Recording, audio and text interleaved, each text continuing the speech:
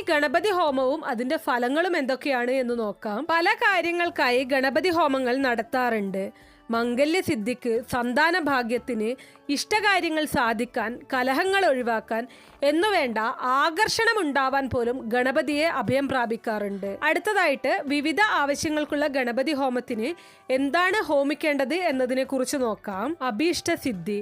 അഭീഷ്ടസിദ്ധി എന്നാൽ വേണ്ട കാര്യങ്ങൾ സാധിക്കുക എന്നതാണ്. ഇതിനായി ഐകമത്യ സൂക്തം, ഗായത്രി എന്നിവ ജപിച്ച് 1008 തവണയിൽ കൂടുതൽ നെയ് ഹോമിക്കുക.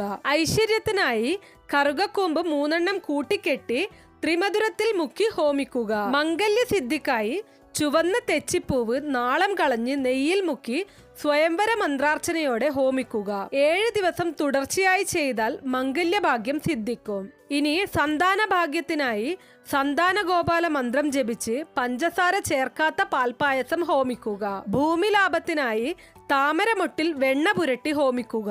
പിതൃക്കളുടെ പ്രീതിക്കായി എള്ളും അരിയും ചേർത്ത് ഹോമം നടത്തുക. ഇനി കലഹങ്ങൾ തീരാനായിട്ട് ഭാര്യയുടെയും ഭർത്താവിന്റെയും നക്ഷത്ര ദിവസം സംവാദ സൂക്തം നടത്തി ഹോമം നടത്തണം. തുടർച്ചയായി 7 തവണ ഇത് ചെയ്യണം. ഉണങ്ങിയ 16 നാളികേരം, 16 പലം ശർക്കര, 32 കദളിപ്പഴം, 1 നാഴി നെല്ല്, ഉരിത്തേൻ എന്നിവ സംവാദ സൂക്തം ചൊല്ലി ഹോമിക്കണം. ഇനി ആകർഷണത്തിന് മുക്കുറ്റിയും തെച്ചിപ്പൂവും ത്രിമധുരത്തിൽ ഹോമിച്ചാൽ മതി. ത്രയംബക മന്ത്രം കൊണ്ട് തെച്ചിയും കറുകയും, അശ്വാരൂഢ മന്ത്രം കൊണ്ട് മുക്കുറ്റിയും ഹോമിക്കാം.